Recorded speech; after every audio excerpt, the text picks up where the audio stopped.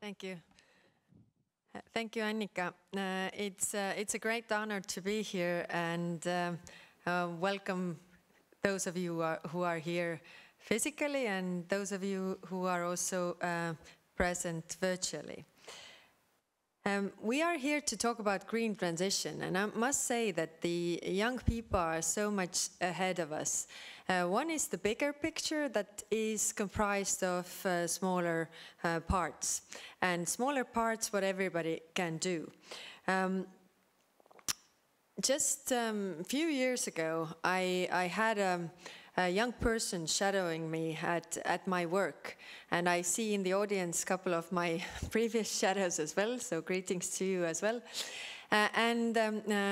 We had meetings regarding climate change, and between the meetings I asked that, so are the young people also interested in all those climate aspects and environmental issues? And she said, yes, we have a student firm, and we are actually producing toothpaste tablets. So you know, there's a lot of waste related to the toothpaste tube, and we created tablets so that you can pour water on them and just put them in the glass box. So I felt a bit strange that I didn't do anything of a sort when I was of her age. But it shows that young people are very motivated and also seeing the opportunities. This year, as a Prime Minister, I'm also hosting the student companies, and they come to my offices and present what they do, the best student companies in Estonia. And I would say that 90% of those products or services this year were related to climate change, environmentally friendly products, ideas that would make the environment better. I was in Glasgow last week for the COP26, and I met a lot of leaders of different countries. And I must say that in the unofficial part of the event, we only talk about COVID, because this is what is on everybody's mind in all the countries. And in some ways, this is also related to climate change. But there were also speeches by people that were coming from countries that are literally drowning or sinking under the water because of the climate change. It's not their fault. They haven't been the ones heating up the climate, but they are the ones who are actually struggling. For them, it's an issue of life and death, and it's not their fault. The UN climate report published this summer proved conclusively for the first time that climate changes are man-made, and I think it's the first time when we don't really debate about that any longer. But we are the 11th hour of doing something about the climate change, and we are all in it together on the planet, and also together the ones to blame.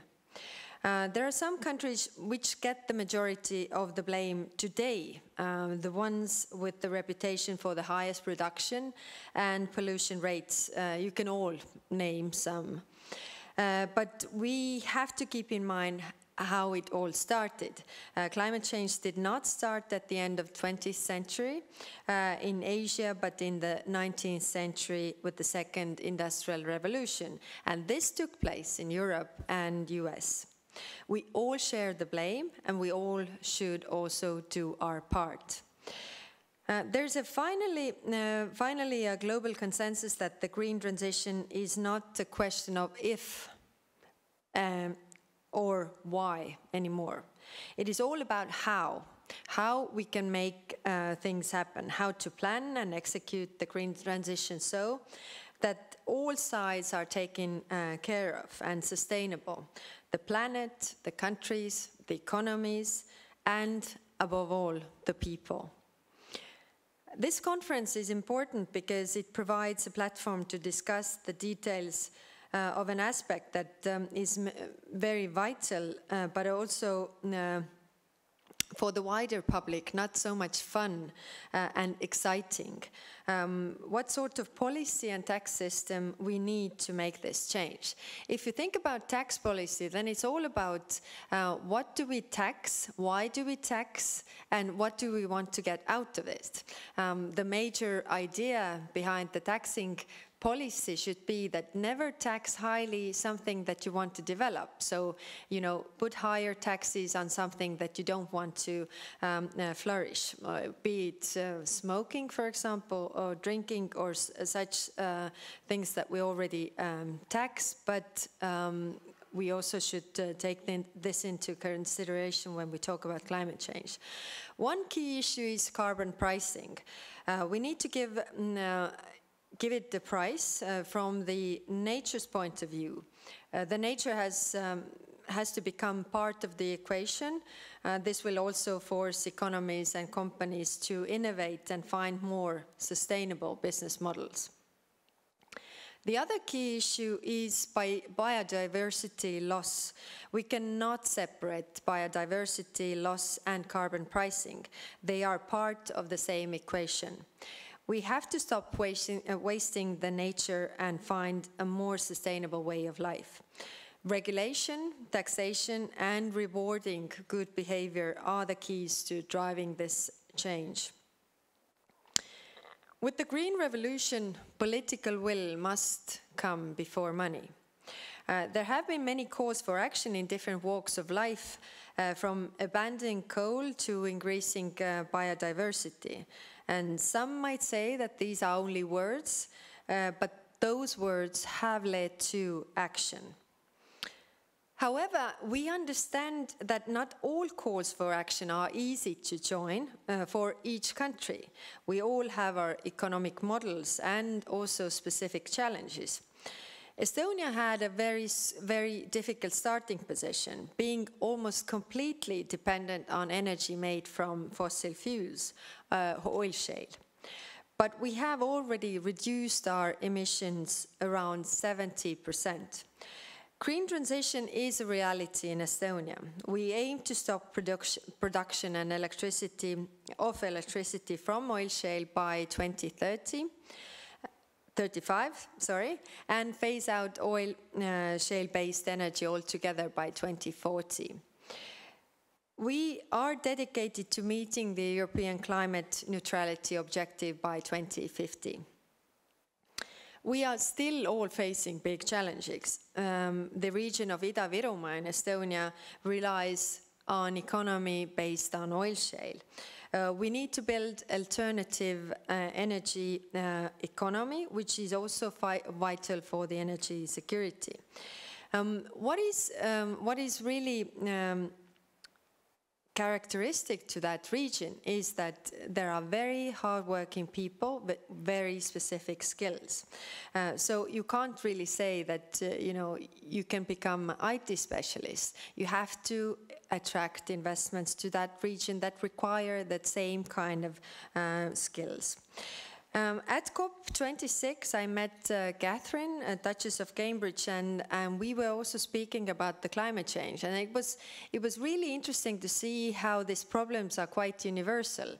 When I talked about Ida-Virumaa and the challenges that we have there, it turned out that Catherine's father is from a coal mining region, and this region has the same kind of problems that our Ida-Virumaa has. So I believe that the challenges are universal, shared across continents and cultures. The EU has adopted an ambitious climate law and is determined to make the green transition sustainable but also just.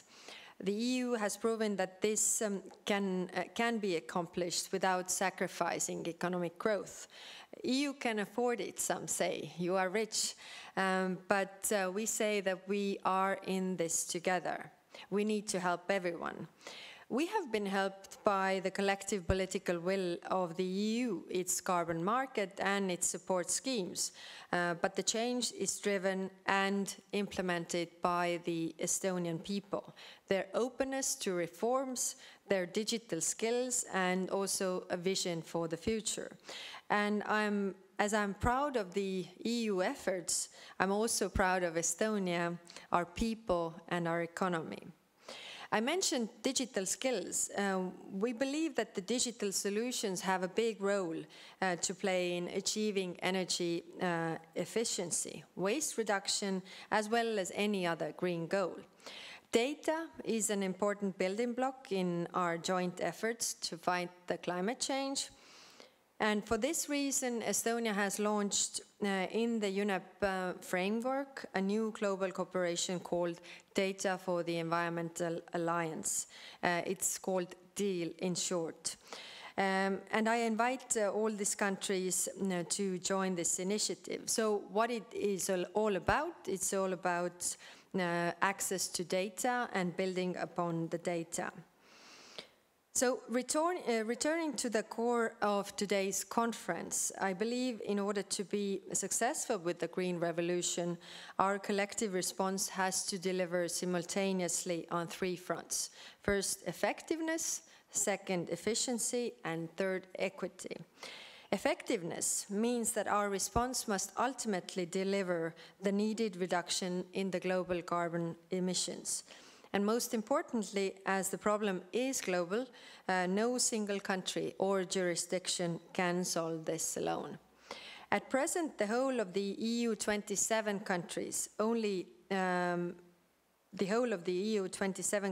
contribute only 8% of the global carbon emissions, partly reflecting the progress we have already made over the recent years. But put it differently, over 90% of the effort will need to come from other parts of the world.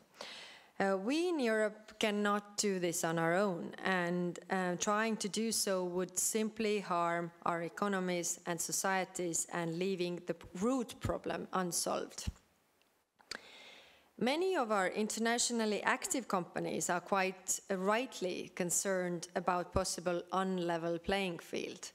They rightly fear a scenario where we do the right thing while others do not follow, giving the free riders an unfair competitive advantage while solving nothing on the climate front.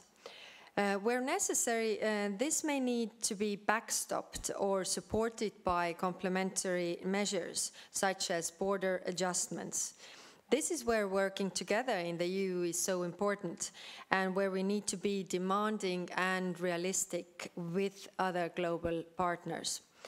Second, focus on efficiency is central to liberal approach to this issue. One of our main aims is to ensure continued sustainable improvements in the living standards of our citizens. If the green transition becomes viewed as a project which harms economic progress, it will be nearly impossible to implement. Delivering an efficient green transition is not easy, as it will require a sharp focus on increasing productivity as much as possible. As liberals, we know that the best way to deliver on that front is to harness the market forces. This is why we need to build our approach on market-based principles. Most importantly, the use of price signals to create the right incentives, but then also allow our people, our entrepreneurs, to make the specific choices on how to best respond to such signals. This is made even more important by the rapid pace of innovation. As our new technologies evolve and our economies become ever more sophisticated, the ability of bureaucrats to outsmart the market simply disappears. And furthermore, our citizens and companies are very different, and one-size-fits-all rule will not work for everyone. The third and final focus is clearly on equity, or what we in Europe call the just transition. This does not mean that all firms and citizens will be shielded from the negative effects, and we can't put up this hope. And this does also not mean that everybody will benefit in equal amount. The process is too complex for that. it does mean that at some broad level, we need to make sure that the large segments of the society are not left behind or left sharing too much of the burden. This, of course, has both international as well as domestic dimensions. The former needs to be addressed at the global level, though through agreement of the division of the overall adjustment between the countries, and where appropriate, through financial and technical support. At the domestic level, we need to look at the enterprises, regions, and also people. While market prices signals will deliver the bulk of adjustment, certain sectors are simply much better placed to adjust than others, where creating a globally level playing field for competition is more difficult. We may need temporary provision of free emissions permits, more focus on border adjustments, and such other mechanisms. I know it doesn't sound too liberal, but I think in order to deliver, we have to see both sides, that nobody is left behind. The green transition cannot happen overnight, and of course there are many calls that we have already wasted so much time. But we need the time, otherwise we simply throw away a lot of capital and cause needless disruption, because we need the people on board. If the people see that this is all against them, then they are not on board. As I said, it's all about people, both as producers, workers, and also as consumers. Energy is more important for some than the others. Within Europe, those with lower income, colder climates, and also sparse population, there is just a very or longer distance to travel, will bear more of the relative burden. And unfortunately, Estonia is not a good in a good relative position on these fronts. Still 86% of the EU average in the north, and also sparsely populated, as we know. Within countries, we know that people with smaller incomes tend to spend a greater share of their income on basic necessities, be it energy, be it other important necessities. And if we simply leave this problem unaddressed, too much of the burden will fall on those people who are already the most vulnerable. This is why part of the adjustment package needs to focus on their needs too. So there's a lot of issues to discuss, and it's a very broad subject, but I hope that you have a very good conference and you are approaching this with open mind, so you can take away some ideas and build upon that, because the green transition is based on every one of us. Thank you.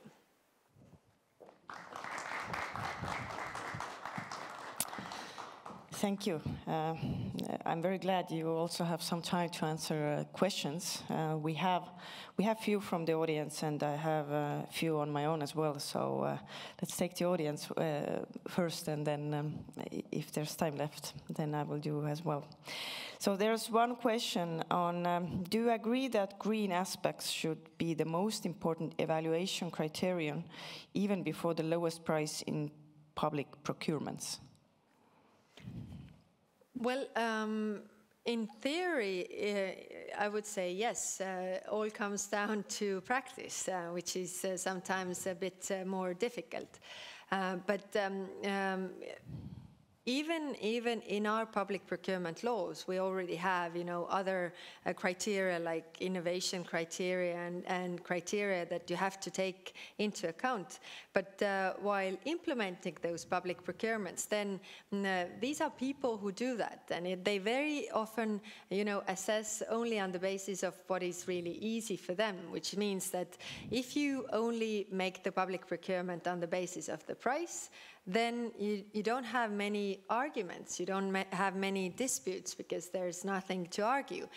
If there is a climate element to this, then it might mean that there's argument. It goes to court whether this is better project or the other one. But yes, I think that we should think about this.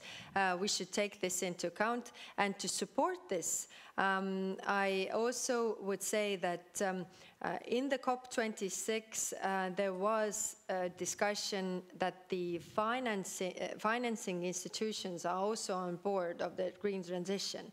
So what it means that the loans, the capital, will be higher, will be more expensive to those projects that are not climate friendly. So the whole market, also the finance institutions, the banks, are pushing the economy towards that direction. So the state should also be in the forefront of this. Do you also think then, perhaps in Estonia, we should have procurements where being more responsible or being more green should be rewarded? So in a way that those will be preferred who are also, in a way, more sustainable or taking those steps further? Yes, and I think it's an economic issue in the bigger picture as well. So it's not only because you wanna win the procurement, but actually, it's good for the whole of the economy if we are more sustainable in all the aspects. You mentioned several times when you spoke before the word it's not very liberal, or it should be more liberal. And since we are in the event of liberals, I'm very, very interested to hear your view on it. That part of liberal ideology's DNA is the free market economy, and so less taxes, more freedom to the people, I want to decide, and all of that.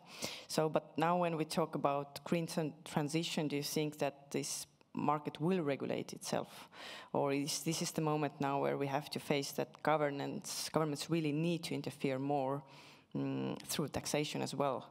Nevertheless, I don't like it already when I'm asking it, but that's the situation. This is true. That's why, I've read a lot of materials regarding this, and it is how you put it. Liberals, when we are liberals, we believe in market economy, so that the market will take care of itself. But when we talk about or look into the climate projects, then or the economy right now, then it's cheaper to pollute, really, or it's really cheap if you don't take into account all those aspects. And so if the market would take care of it, actually we wouldn't end up in the place that we want to be, which is a planet where we can actually live. So we have to think about this. But I wouldn't say that designing a tax system around what you want to achieve is not liberal. It's liberal, but you tax higher those things that you don't want to flourish or you don't want to expand, and you tax lower those aspects of or those projects or those spheres of life that you want to be more successful. I mean, this is the basics of the tax system, or it should be at least. So designing a tax system that would award being climate friendly and also delivering on that front, I think it's also liberal.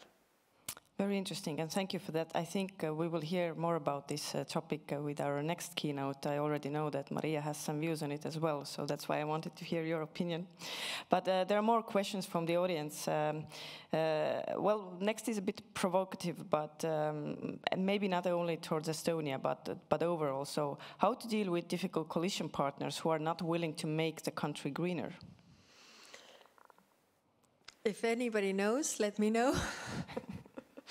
No, I mean, those of you or those who are in the countries where you have coalition governments, then it's all about compromises, it's all about negotiations, it's all about convincing, and it's all about arguments as well.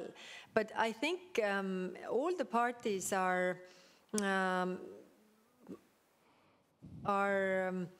thinking or trying to please their voters. So in order to make the party change their views, you really have to convince their voters. So for me, it is always the question whether you are brave enough to go and try to, convince the people. I think it was Plato who said that the role of the governors or the government is also to educate people. So if you know that something is the right thing to do, but it's not very popular, are you taking up the fight and trying to convince the people that this is the right thing to do, or you just trying to do the popular thing, which is not the right thing to do if you look at the data?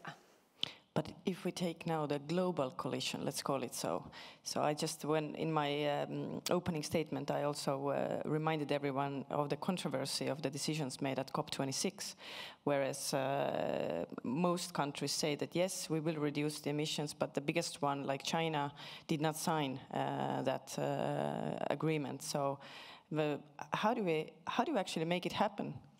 Yes, this is a very difficult question, and I think it's a global coalition of all those like-minded partners that also have the pressure on those countries. It's not easy, of course, but I think what changed in the last COP compared to those previous ones was that the private sector was on board. I mean, if the the banking sector, if the private sector really pushes this to that direction, I just give you one example. If the consumers think that and take this as an important element that products are made in a climate neutral way, or that they consume services, products that take into account the survival of the planet, then this market, pushes those big countries as well to make their moves. But a big question is whether it's too expensive or not. But yes, I don't have a very simple answer to that. But I think that here the market might help if the consumers take this into account as well. Yeah, difficult question. Good answer, nevertheless. Thanks. Okay, final question.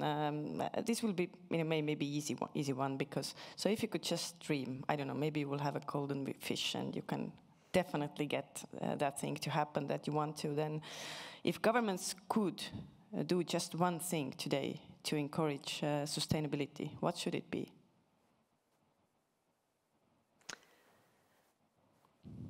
Just one thing.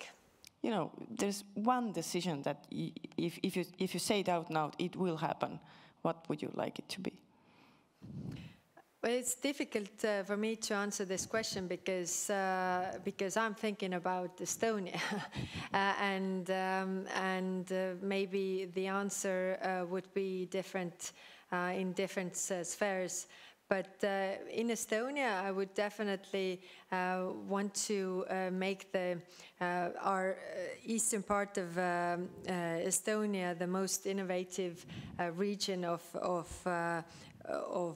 all of Estonia, because they have the innovative mindset, and also that the green transition can be made there because you can attract new investments there. But it's a small piece, but I think it is the greatest share of pollution, our share to polluting the world. So if we could solve this, we could do our small part in the bigger picture. Thank you. Very good. Thank you for your time, and we will try to find those answers today further with the next speakers. Thanks. Good. Thank you.